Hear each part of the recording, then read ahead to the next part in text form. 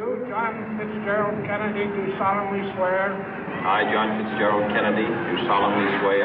That you will faithfully execute the office of President of the United States. That I will faithfully execute the office of President of the United States. And will, to the best of your ability. And will, to the best of my ability. Preserve, protect, and defend the Constitution of the United States. Preserve, protect, and defend the Constitution of the United States. So help you God. So help me God.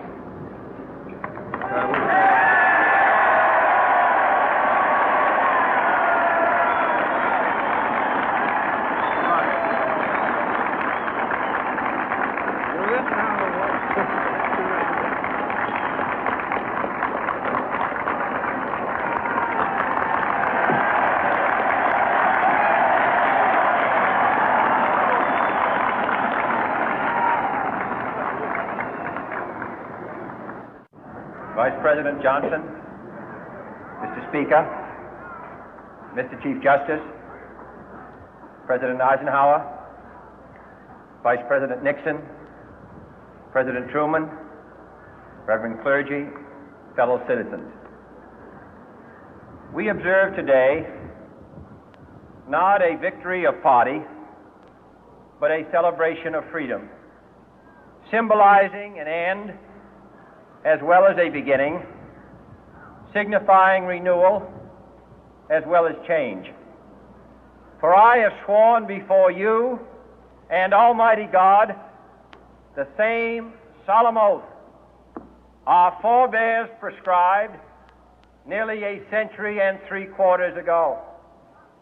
The world is very different now, for man holds in his mortal hands the power to abolish all forms of human poverty and all forms of human life. And yet the same revolutionary beliefs for which our forebears fought are still at issue around the globe. The belief that the rights of man come not from the generosity of the state, but from the hand of God. We dare not forget today that we are the heirs of that first revolution. Let the word go forth from this time and place to friend and foe alike that the torch has been passed to a new generation of Americans born in this century, tempered by war, disciplined by a hard and bitter peace, proud of our ancient heritage, and unwilling to witness or permit the slow undoing of those human rights to which this nation has always been committed and to which we are committed today at home and around the world.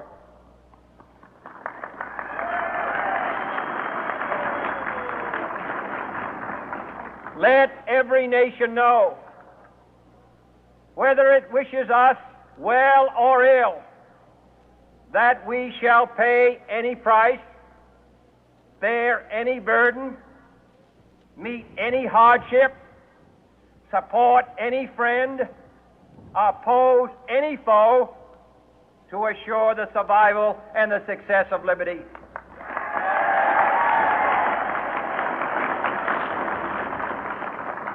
This much we pledge and more. To those old allies whose cultural and spiritual origins we share, we pledge the loyalty of faithful friends. United, there is little we cannot do in a host of cooperative ventures. Divided, there is little we can do, for we dare not meet a powerful challenge at odds and split asunder.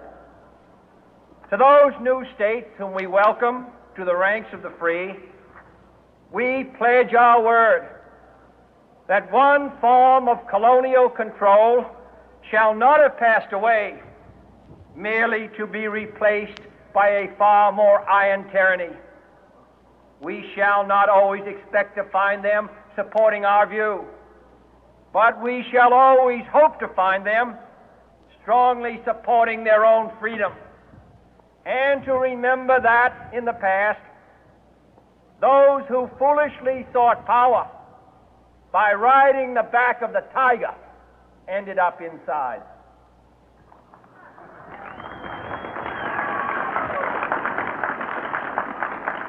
To those people in the huts and villages of half the globe struggling to break the bonds of mass misery, we pledge our best efforts to help them help themselves for whatever period is required, not because the communists may be doing it, not because we seek their votes, but because it is right.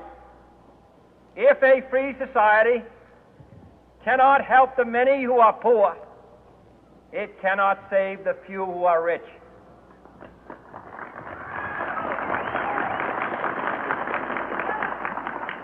To our sister republics south of our border, we offer a special pledge to convert our good words into good deeds, in a new alliance for progress, to assist free men and free governments in casting off the chains of poverty. But this peaceful revolution of hope cannot become the prey of hostile powers. Let all our neighbors know that we shall join with them to oppose aggression or subversion anywhere in the Americas. And let every other power know that this hemisphere intends to remain the master of its own house.